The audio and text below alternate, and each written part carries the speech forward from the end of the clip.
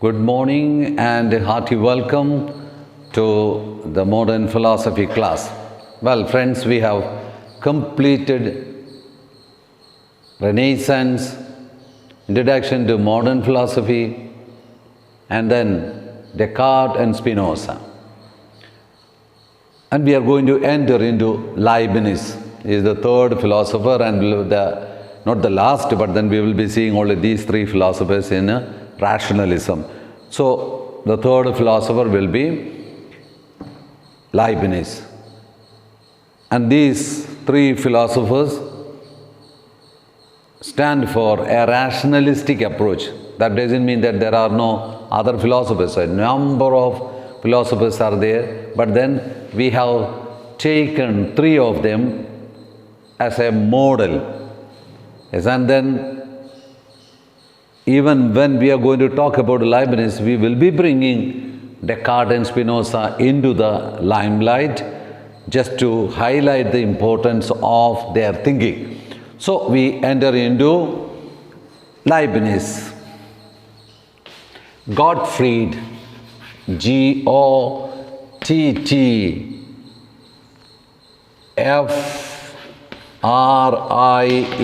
Gottfried Wilhelm, so it is a German philosopher, he is a German philosopher, Wilhelm, H-E-L-M, Gottfried Wilhelm Leibniz, L-E-I-B-N-I-Z,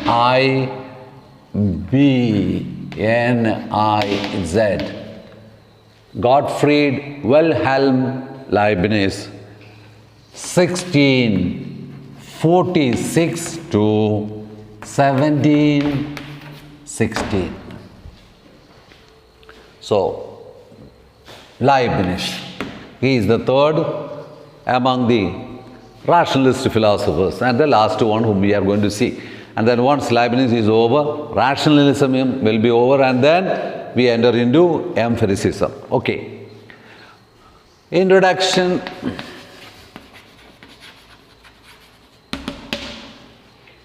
Naturally, as in other table of contents, here too, 1 life and works. 1, 2, the problem and the challenge. Yes, this is for the sake of you need also to write a paper in the third year. So when you prepare something, how should you proceed? There should be an introduction. Yes, whatever you would like to say in the introduction, you can say, and then there is a body division of it. So for that sake, and it's a kind of introducing into a systematic way of writing that I write it on the board. Well, life and works. Yes, in the beginning itself for modern philosophy students I are told, yes, you need to write a short paragraph about the person Leibniz and then about his works. That's your homework or duty. So you will find one paragraph, short paragraph, just to know who this man is, where is he from, and what are his contributions. That's all. And the problem and the challenge. Yes, one thing at the beginning itself I should make clear is that we will be bringing again Descartes and Spinoza here to give clarity to his thought. That's something very important. And don't think that it's a repetition. It's not a repetition. It's just to make clear. That's why I told again and again I told you in the beginning of the course that philosophy is, yes, according to me, thought, thinking about itself. Yes, the questions are there, we go on answering. While giving the answer to the question, well, we are also depending on our predecessors who gave an answer to it or answers to it. Therefore, the problem and the challenge Well, it's very simple. There are different philosophies, different stand taken by different philosophers. All that is in front of Leibniz when he begins philosophizing or when he starts writing his philosophical works. Therefore, there are at that time different religions. There was a conflict between Catholicism and Protestantism. So, according to him, these two cannot remain in two sections. It has to be reconciled. And then different problems between different governments. That is political part of political philosophy and all that is. So, there were warring groups or different divergent opinions. And so he wanted to reconcile all these. For that, he found philosophy as the best means. Clear? So, in order to reconcile the warring groups or in order to bring a kind of clarity in all fields of life, he thought philosophy should help or give the way to it. Well, what are the different warring groups? That we will simply say. The main concern of Leibniz was to reconcile the various conflicting beliefs and theories. So, in order to reconcile, his effort was to reconcile the various warring groups or conflicting beliefs and theories. So, what are they? Namely, one, he wanted to harmonize Protestantism and Catholicism. Yeah, there was a kind of difference and fight and all that is that when you go into history you will understand. So, in other words, yes, the conflict between Protestantism and Catholicism he wanted to bring into. And then, yes, was interested in a universal religion. Yes, he was interested in a universal religion based on Christian principles. Okay. Therefore, this warring group, Protestantism and Catholicism, it was not acceptable for him. So, he was looking for a universal religion. Okay. That is one. Second, he wanted also to reconcile science and theology. So, problems and challenges we are telling. So, first of all, he wanted to reconcile Protestantism and Catholicism and then bring a universal religion based on Christian principles. The second one is, he also wanted to reconcile science and theology. Okay. Science and theology, reconcile science and theology. Okay. Science and religion. This one is religion itself. Clear? Reconcile religion itself. And now, mind you, why only Catholicism and Protestantism? Because in Europe at that time only the Catholicism only was there. From there, as a Protestantism came up. Therefore, he was not aware of other religions, Indian religions and all. Somebody can immediately ask, why he was ignorant? Yes, he was a product of his own time. Well, so, and then bring about a kind of change and as a universal religion based on Christian principles. And the second one, reconcile between the basic principles of science and religion. Science does not give the whole truth. His search for reconciliation was extended to philosophy as well. That's a point. Yes, in other words, that we will come slowly into it, because with the definition of substance given by Descartes and Spinoza, he disagrees. Therefore, he wanted to also reconcile philosophy itself. Clear? So, look at now what I said, thinking about itself. So, he was not happy with the philosophical trend or philosophy proposed by Descartes and Spinoza. Basically, there was some problem with the fundamental prepositions on which their philosophy stood. So, again, third one, all right, science did not, okay. his search for the reconciliation was extended also to philosophy as well. In 17th century, there was the philosophy of Spinoza, completely monistic.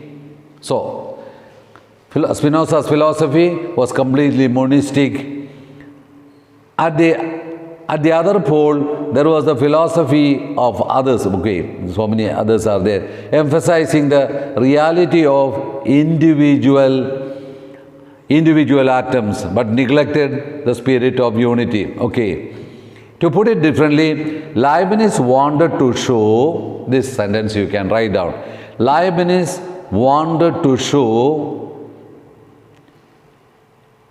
unity involves plurality. Leibniz wanted to show unity involves plurality and plurality means unity. So, in other words, unity in diversity, diversity in unity. So, unity involves plurality and plurality means unity. That is what he was. That's why look at the first itself, between Catholicism and Protestantism, between, yes, science and religion. So, it's all with the basic certain presuppositions. So, in his philosophy, there is the synthesis of teleology. There is the synthesis of teleology and mechanism. Teleology and mechanism. Yes, mechanism was in Spinoza. Teleology was was found in Descartes. Okay, so he wanted to synthesize freedom and determinism. Freedom and determinism. So it's a combination. So in freedom in Descartes and determinism in Spinoza, same. So in other words, yes, the warring groups or the opposite poles were he was planning to bring to, okay.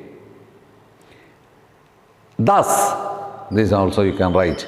Thus, this harmony motive, Harmony, thus this harmony motive underlay his philosophical effort, endeavor. So, in other words, this is his target. And the motive, unity motive is his aim. Not that simply we go on talking about something else. Clear? So, whatever you talk should have, yes, unity, representation and all that is. So, that is the first part of it. We enter in number 2, the problem of knowledge. The problem of knowledge.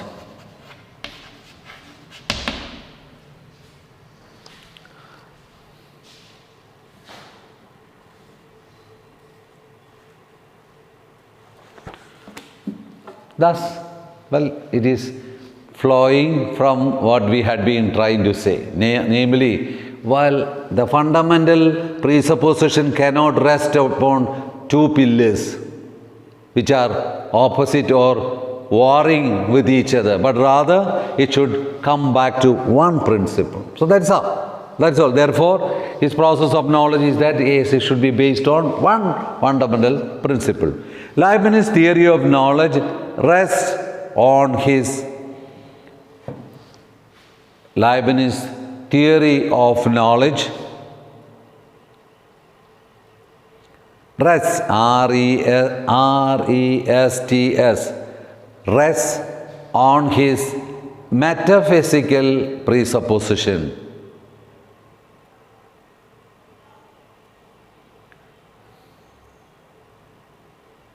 That is regarding knowledge, that's all. What is that? He accepts the rationalistic ideal of, he accepts the rationalistic ideal of genuine knowledge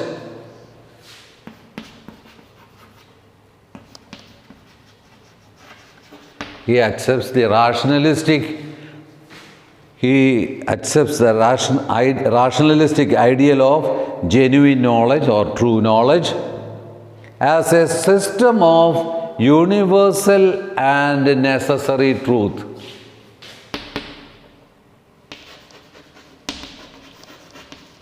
It's a system of universal and necessary truths. That's the point. So in other words, yes, basic prepositions. He accepts the rationalistic ideal of genuine knowledge as a system of universal and necessary truths based on principles. Based on principles.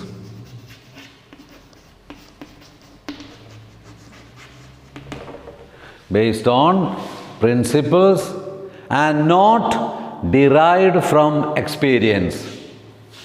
And not derived from experience.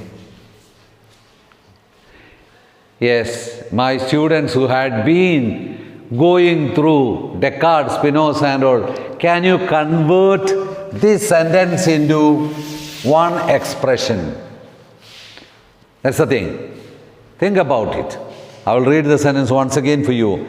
He accepts the rationalistic ideal of genuine knowledge as a system of universal and necessary truths based on principles and not derived from experience.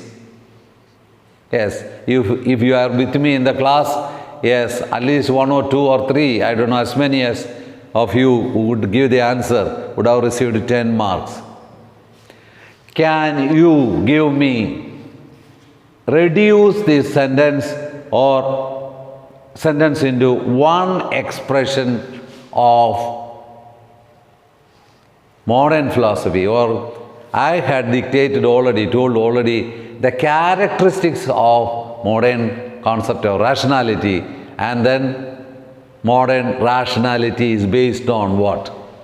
That is what is being explained here. In other words, the theory of innate ideas. So, rationalism is based on innate ideas. Man is endowed with innate ideas. Look at the sentence now. I will read once again. He accepts the rationalistic ideal of genuine knowledge as a system of universal and necessary truths based on principles and not derived from experience. Look at. And when we come to empiricism, well, they will deny this and accept only this. They will say there are no innate ideas. Mind is tabula rasa, empty slate.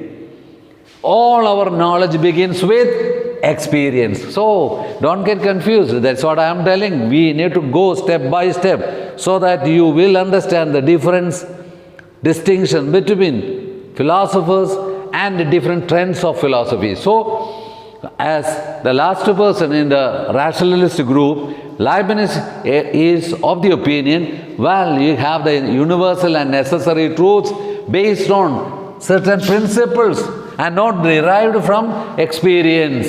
And when we come to John Locke, Berkeley, Hume and all, they will simply say, there are no innate ideas. Experience is the source of knowledge. All that is, that we will deal it shortly, within a couple of days. So, universal ideas, necessary principles are there. So, in other words, innate ideas. That is a hallmark of characteristics of, yes, modern philosophy, rationality. All our knowledge lies implicit in the mind. Look at implicit in the mind. Put a colon, sensation and understanding alike. Sensation and understanding alike. So, in other words, his plan, problem is there, problem of knowledge. Problem of knowledge means what? Yes, knowledge is not derived from experience, but then a set of universal and necessary truths based on principles, namely, yes, innate ideas. So, therefore, the second point is also very important. Two principles, 2, 1, 2, 2. 2, 2. What was 2, 1? 2, 1 was process of knowledge. That was process of knowledge.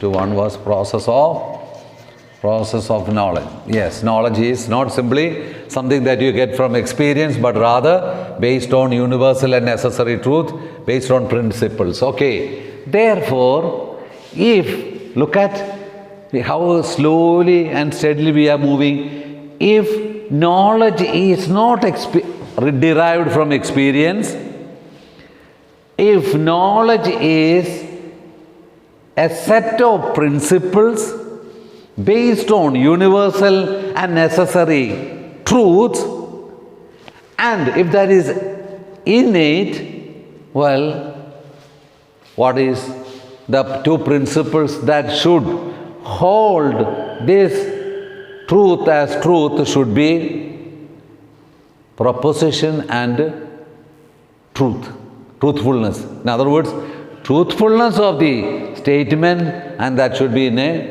proportion. That should be in a proposition. So, two principles you can write simply. Yes, 2, 2. So, for the process of knowledge, two principles implied. Two principles. Yeah, what are they? Truth and proposition. Yes, truth and proposition. What is truth? What is proposition? I will tell you.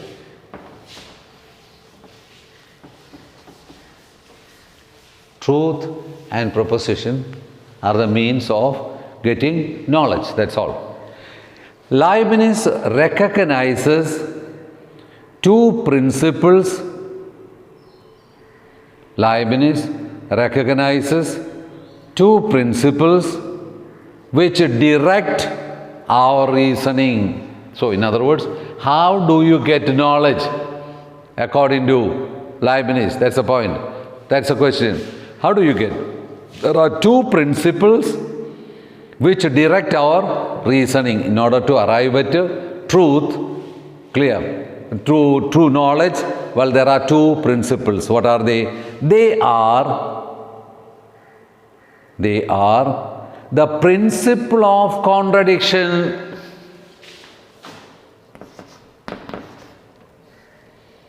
the principle of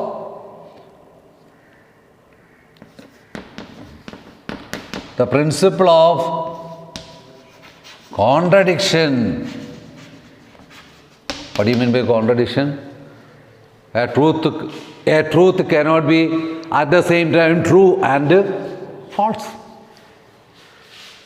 We cannot simply say, oh, what a sunny day. Oh my God, it is heavily raining. Simple. What a sunny day, bright day, excellent day. Oh, raining, what a rain it is.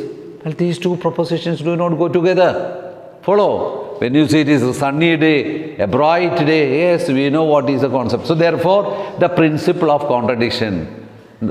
Yes, principle of contradiction, by which we know a statement to be false involving a contradiction, and true which contradicts or opposed to the false.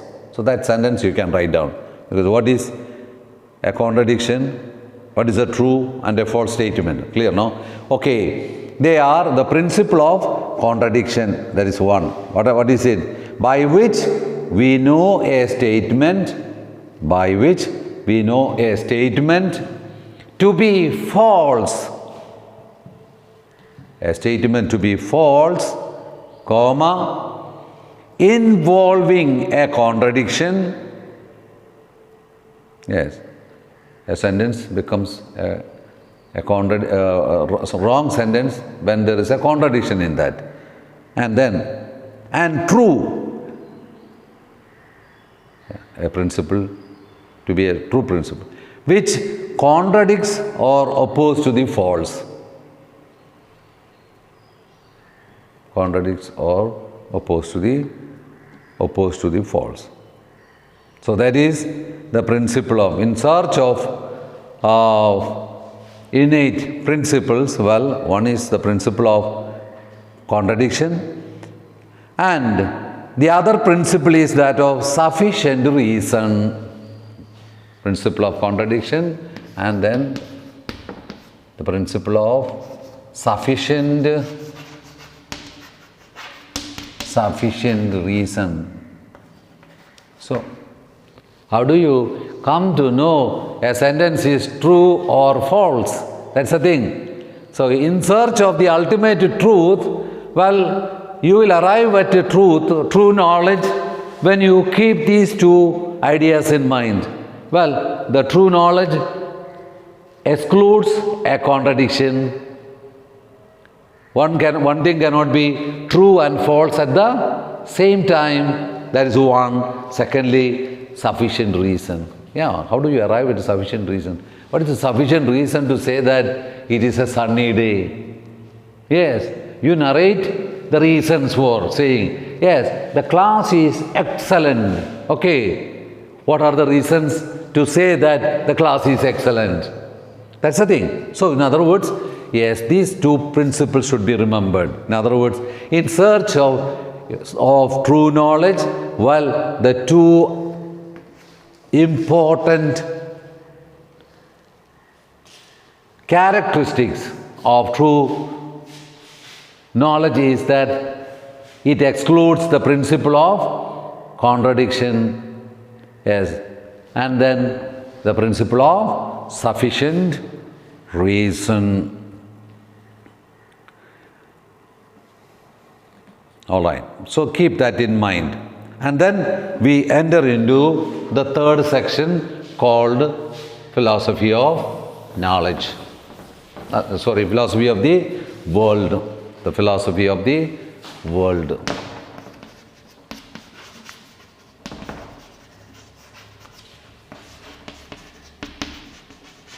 All what you need is being recorded.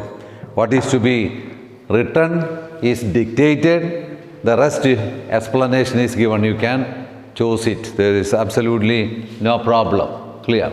Okay. Well, slowly we are entering into the heart of the problem. That is philosophy of the world. Now, in order to talk about the philosophy of world, we need to talk about, yes, Descartes and Spinoza. Clear? Okay. Descartes, this is again a summing up of all the philosophers whom we have seen, because in order to talk about Leibniz, well, we need to talk about them. Okay, Descartes, there is one substance, two relative substances, and these two are depending on as the one absolute substance. And we came to Spinoza. He said, no, this is a contradiction. You call something substance, and then substance is again depending on another substance for its existence, is a contradiction. He said, there is only one. He reduced everything into one. Naturally, well, emanation. Okay. And now, in both, you find certain things common. What is that? Yes. Extension and thought. Relative substances, he said two, namely thought and extension. And that is reduced as an attribute in Spinoza. So, in other words, there is only one substance, and that is eternal, infinite and all. And then that one eternal substance we know through its attributes, and according to Spinoza, God as infinite should have infinitely many attributes, and of which we know only two, namely thought and extension. Therefore, at least the substance should be mental, means having mind, having thought and extended. So that is what is the position of both of them, whatever it is. Okay. And now there comes a problem for Leibniz. Extension is the point. More than extension is okay, but then for him extension presupposes what? Force. Thus he introduces a theory of force, monads. Clear? So in other words, an extended thing, you just think about it. Yes, an extended thing without force in it, life in it, is a dead reality. Therefore, what is fundamental is not extension but force. There comes his theory of monads. So that's the thing.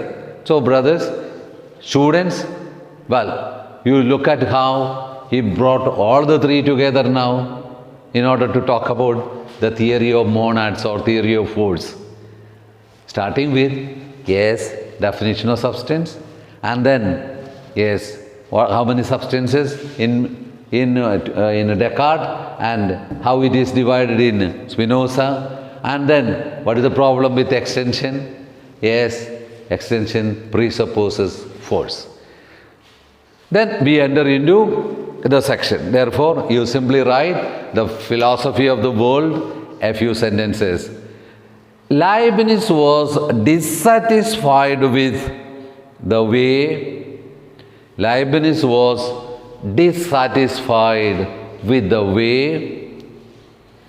Descartes and Spinoza had described the nature of substance.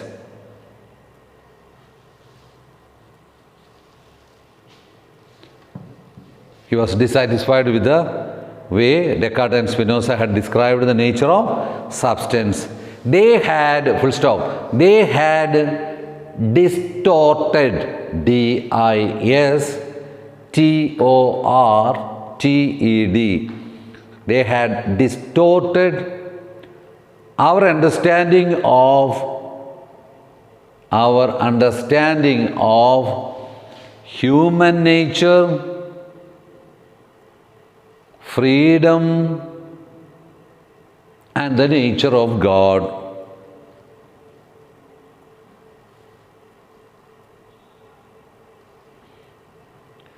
That much is enough. The rest you know. What was the position held by Descartes and what was the position held by Spinoza? Clear? For Leibniz,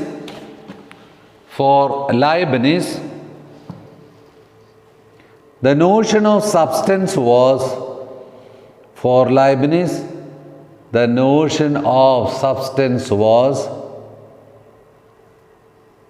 inadequate,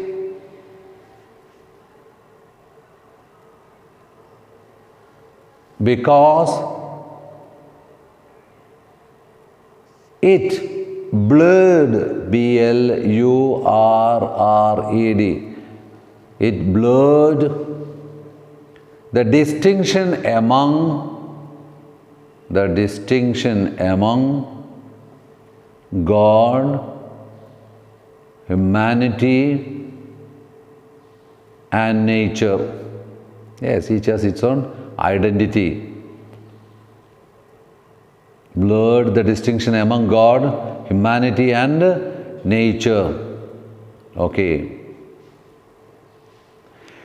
Leibniz accepted Spinoza's single substance theory. Leibniz accepted Spinoza's single substance theory and his mathematical model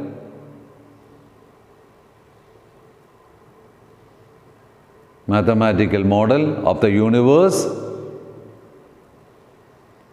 but presented such a unique theory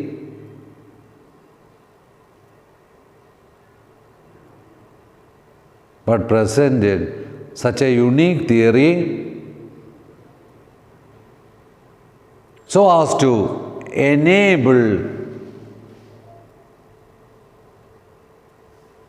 or so as to keep the individuality of the persons, the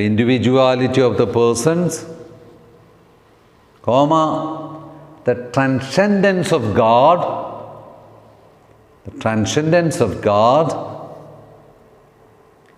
and the reality of purpose and freedom in the universe.